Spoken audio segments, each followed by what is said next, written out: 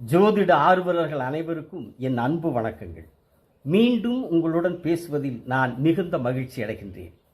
இன்று உங்களுடன் புதன் ராகு கிரக இணைவு பற்றி பேசுகிறேன். அதற்கு முன்னால் என்னை மிகவும் பாராட்டி பதிவிட்டிருந்த உயர்ந்த உள்ளங்களுக்கெல்லாம் என் தலைதாழ்ந்த வணக்கத்தையும் நன்றிகளையும் காணிக்கையாக்குகின்றேன். அதேபோல சனி சுக்கிரன் இணைவை பற்றி பேசுமாறு சபீதா கனக என்பவரும், சனி குரு இணைவை பற்றி பேசுமாறு தேவராஜன் என்பவரும் பதிவிட்டிருந்தார்கள். இப்பொழுது நான் புதனுடன் சேர்ந்த கிரகங்களை பற்றி பேசிக் கொண்டிருக்கிறேன். அடுத்தது குருவுடன் சேர்ந்த கிரகங்களை பற்றி பேசுகிற போது குரு சனி இணைவை பற்றியும், சுக்கிரனுடன் இணைந்த கிரகங்களை பற்றி பேசுகிற போது சுக்கிரன் சனி இணைவையும் பேசுகிறேன் என்று உங்களுக்கு அன்புடன் தெரிவித்துக் கொள்கின்றேன். இந்த கிரக இணைவுகளை பற்றிய நிலைகளை, பலன்களை உங்களுடன் என்னுடைய கருத்துக்களை பகிர்ந்து கொண்டு ஜோதிடத்தில் அடுத்த கட்டத்திற்கு உங்களுடன் நான் பயணம் செய்வேன். நீண்ட காலம் எனக்கு வாக்குஸ்தானத்தில் குரு சுக்கிரன் இரண்டு மாபெரும் சுவர்கள், குரு ஆட்சி, சுக்கிரன் உச்சம். அந்த இரண்டு மாபெரும் சுவர்கள் என்னுடைய வாக்குஸ்தானத்தில் இருக்கிற அமைப்பில் அந்த குருவும் சுக்கிரனும் எனக்கு உங்களுடன் பேசுகிற சக்தியை வழங்குகிற வரை வாழ்நாள் முழுவதும் உங்களுடன் தொடர்ந்து அடுத்தடுத்த கட்டத்தில் ஜோதிட கருத்துக்களையும் மென்மேலும் பல்வேறு வகையான கருத்துக்களையும் உங்களுடன் பகிர்ந்து கொள்வேன், உங்களுடன் கலந்துரையாடுவேன் என்று சொல்லிக்கொண்டு இன்றைக்கு புதன் ராகு ஒரு ஜாதகத்தில் ஒரு ராசி கிட்டத்தில் இணைந்திருந்தால் என்ன பலன் என்பதை குறித்து பேசுகிறேன். புதன் சூரியனுக்கு ரொம்ப பக்கத்தில் இருக்கிற கிரகம். 5,78,95,200 கிலோமீட்டர் தொலைவு சூரியனுக்கும் புதனுக்கும். இதில் ஒரு ஆச்சரியம் என்னன்னா, நம்ம பூமியில் காலையில் ஒரு சூரியோதயம், சாயந்தரம் ஒரு சூரிய அஸ்தமனம். ஆனால் இதே மாதிரி பூமி கிரகத்தில் இருக்கிற மாதிரி புதன் கிரகத்தில் போய் நம்ம வாழ்ந்தால் அங்கே காலையில் 2 சூரிய உதயம், 2 சூரிய அஸ்தமனம். ஆனால் இங்கே 12 மணி நேரம் பகல், 12 மணி நேரம் இரவு, 24 மணி நேரம். பாதி 12 மணி நேரம், பாதி 12 மணி நேரம் இரவு பகல் இல்லையா? ஆனால் புதன் கிரகத்தில் 29 நாள் பகல், 29 நாள் இரவு.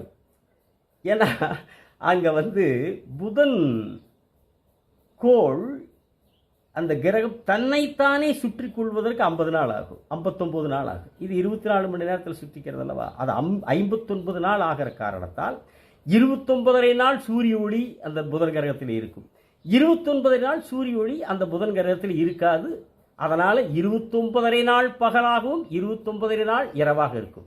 ஆனால் தன்னைத்தானே மெதுவாக சுற்றி கொள்ளுகிற புதன் சூரியனை சுற்றுவது அத்தனை கிரகங்களை விடையும் அதிவேகமாக சுற்றக்கூடிய கிரகம். சூரியனை சுற்றுகிற கிரகங்கள், அதிவேகமாக சுற்றுகிற கிரகங்கள்.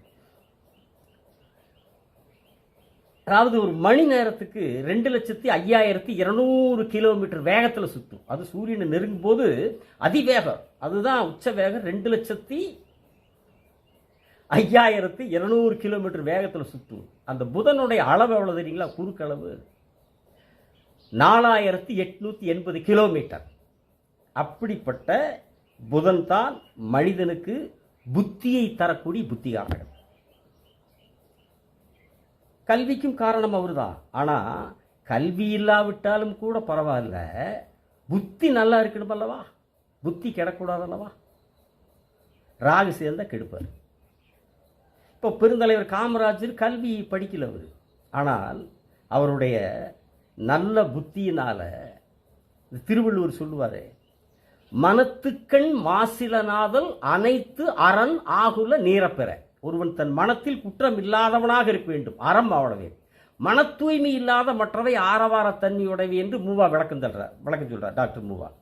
அப்போ மனசில் மாசில்லாமல் இருந்தாலே அறத்தோடு வாழ்வதற்கு ஒப்பாகும்னு திருவள்ளுவர் சொல்றார். அப்படி மனத்தில் மாசில்லாத வாழ்ந்த காரணத்தினாலே தான் பெருந்தலைவர் காமராஜர் இன்றும் அவர் நல்லவர் என்கிற பெயரோடு காலா காலத்திற்கும் புகழோடு வாழ்ந்து கொண்டிருக்கிறார்.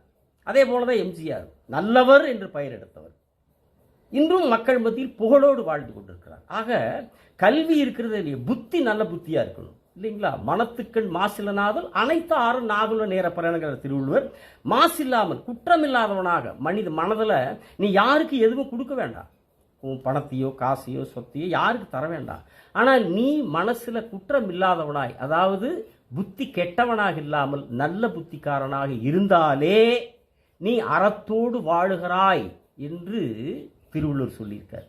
ஆனா இந்த புதனோட ராகு சேர்ந்துட்டார்னா அவன் அறத்தோடு வாழ மாட்டான்.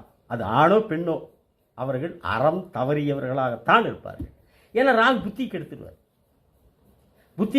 புத்தி இல்லாம போகுமா? புத்தி அருமையா இருக்கும். நல்ல நுணுக்கமான அறிவுள்ளவங்களா இருப்பாங்க. ராகும் புதனும் சேர்ந்துட்டா அறிவு நுணுக்கமா செயல்படும். ஆனா அதை தப்பான வழியிலே செயல்படுத்துவாங்க, கெட்ட வழியிலே செயல்படுத்துவாங்க, ஏமாற்றுவார்கள். அதுவும் பெரும் ஏமாற்றுக்காரர்களா இருப்பார்கள். அந்த புத்தி அப்படி தப்பான வழியில கெட்ட வழியிலேயே செயல்படும்.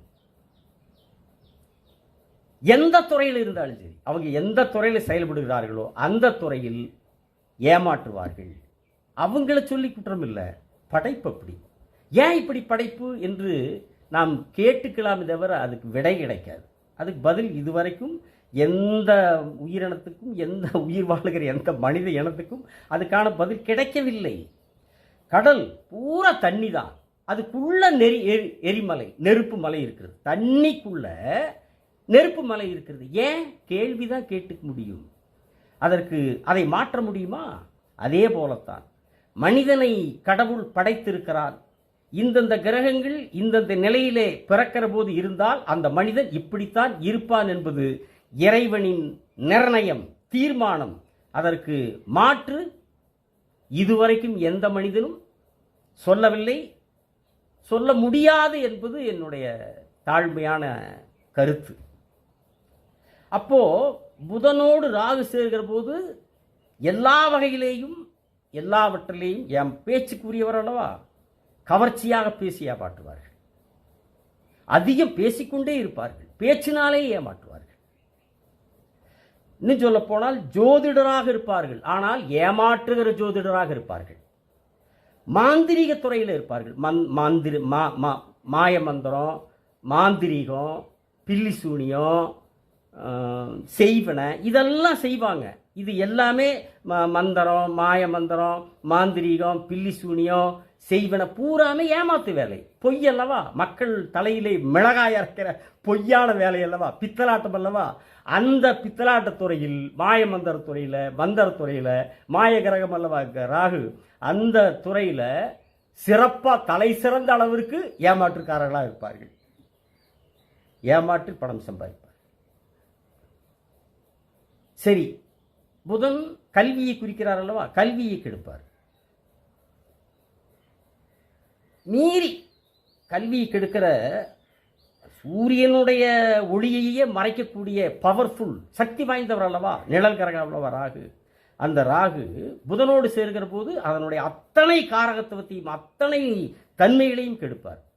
அதுல கல்வியை கெடுப்பார், தடையை கொடுப்பார். அல்லது ஜாதக அமைப்பு, லக்னம், லக்னாதிபதி, தசாபுத்தி எல்லாம் ஓரளவுக்கு நல்லா இருந்து படிச்சுட்டா அந்த படிப்பு ஒரு நவீன கல்வியாக இருக்கலாம், அல்லது ஆராய்ச்சி கல்வியில் ஈடுபடு வரலாம், அல்லது வெளிநாட்டு கல்வியில் ஈடுபாடுபட்டு சிலர் படித்து வெளிநாட்டிலே செட்டில் ஆயிடுவாங்க, வெளிநாட்டிலே இப்படி செட்டில் ஆயிடுவாங்க. அதே மாதிரி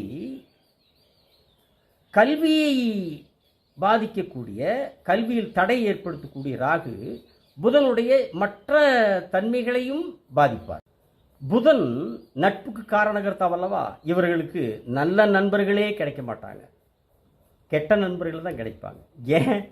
இவங்க புத்தியே கெட்ட புத்தியா இருக்கிற போது நல்ல புத்தி இருக்கிறவங்க எப்படி நண்பர்கள் ஆவார்கள்? அது ஆணோ பெண்ணோ யாரா இருந்தாலும் சரி, இவங்க புத்தியே கெட்ட புத்தி. அப்போ கெட்ட புத்தி உள்ளவர்கள் நண்பர்களாக வருவாங்க, எப்படி நல்ல நண்பர்கள் கிடைப்பாங்க? நல்ல நண்பர்கள் கிடைக்க மாட்டார்கள் இல்லையா?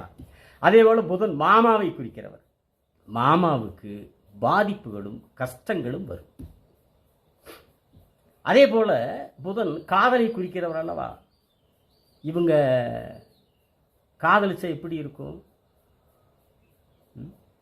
இந்த தேர்தலில் போட்டி போடுற வேட்பாளர் டெபாசிட் வாங்கலைப்பா, யாரு என்னப்பா தேர்தல் டெபாசிட் கூட வாங்கலன்னு கேவலம் சொல்கிற போலவா? அவ்வளோ கேவலமான தோல்வி.